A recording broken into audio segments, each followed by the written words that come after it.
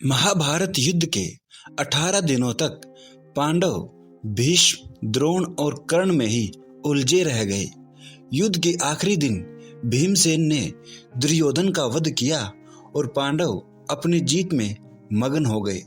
शायद वे ये सोच रहे थे कि उन्होंने सभी कौरवों का अंत कर दिया, लेकिन वे गलत थे। पांडवों के नाक के नीचे कुरुक्षेत्र की रणभूमि से कुछ कौरव योद्धा जिंदा बच निकले थे। सालों बाद जब पांडवों को इस बात का पता चला तो उनका गला सूख गया। पांडवों ने उन जीवित बचे कौरव योद्धाओं की खोज शुरू कर दी, क्योंकि जो कौरव योद्धा जिंदा बचे थे वे कोई सामान्य योद्धा नहीं थे। वे एक से बढ़कर एक घातक दिव्यास्त्रों का ज्ञान रखते थे। वे जब चाहे पांडवों से बदला लेने आ सकते थे और उनकी जीत को एक पल में ही हार में बदल सकते थे। इसी बात ने पांडवों की रातों की नींद उड़ा दी, क्योंकि उन जीवित बचे कौरव योद्धाओं में एक दुर्योधन का भाई भी था। तो आखिर कौन थे वे कौरव योद्धा जो पांडवों की आंखों में धूल झोंक कर युद्ध से जिंदा बच निकले? आइए जानते हैं इस वीडियो में आगे जाने से पहले कृपया करके इस वीडियो को लाइक और हमारे इस चैनल को सब्सक्राइब जरूर करें। महाभारत युद्ध के बाद कौरवों की तरफ से जो योद्धा जिंदा बचे उनमें से पहले थे कौरवों के कुल गुरु कृपाचार्य।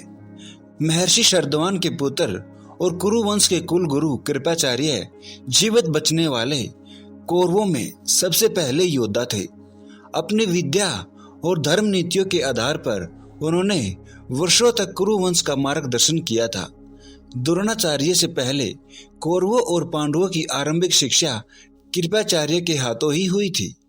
वृद्धावस्था में भी कृपाचार्य एक या दो नहीं बल्कि पूरे के पूरे 60,000 महारथियों को अकेले हराने की क्षमता रखते थे। वे महारथियों के भी महारथी थे तथा अपने पिता शरद्वान के समान ही अनेक युद्ध विद्याओं में माहिर थे। वरुणास्त्र, अग्नेयास्त्र, इंद्रास्त्र और ब्रह्मास्त्र का ज्ञान रखने वाले वृद्ध ब्राह्मण योद्धा कृपाचार्य कोई साधारण योद्धा नहीं थे। वे एक पल में ही पांडवों की जीत को हार में बदलने की शक्ति रखते थे। कृपाचार्य के बाद कृतवर्मा वो दूसरा कौरव योद्धा था जो महाभारत के युद्ध से जिंदा बच निकला था। कृतवर्मा वर्षणी वंश के 7 सेना नायकों में से एक और यदु वंश के अंतर्गत भोजराज हरद्विक का पुत्र था। श्री कृष्ण की जिस नारायणी सेना ने कौरवों का साथ दिया था, कृतवर्मा उसी नारायणी सेना का सेनापति था। कृतवर्मा ने अपने शौर्य के दम पर नारायणी सेना के साथ कई राजाओं को हराया और अनेक राज्यों को जीता। श्री कृष्ण की आज्ञा से कौरवों का साथ देते हुए कृतवर्मा ने भीम, धृष्टद्युम्न और सात्यकी जैसे वीर पांडव योद्धा को हराया। युद्ध में कृतवर्मा ने अपनी सेना के साथ इस तरीके से युद्ध किया कि युद्ध के अंत तक ना वो मरा और ना ही उसकी सेना का कोई अन्य सैनिक। महाभारत के अंत तक कृतवर्मा ने कौरवों का साथ दिया और युद्ध के बाद अपनी नारायणी सेना के साथ वापस द्वारका लौट आए। कृपाचार्य और कृतवर्मा के बाद अश्वत्थामा वो तीसरा कौरव योद्धा था जो युद्ध के अंत तक जीवित बचा रहा। द्रोणाचार्य का पुत्र और कृपाचार्य का भांजा महारथी अश्वत्थामा सभी श्रेष्ठ अस्त्रों का ज्ञाता था। गुरु द्रोण ने अपने इस बेटे को एक शक्तिशाली योद्धा के रूप में तैयार किया और उन्होंने अश्वत्थामा को वो अस्त्र विद्याएं भी सिखाई जिनका ज्ञान शायद अर्जुन के पास भी नहीं था।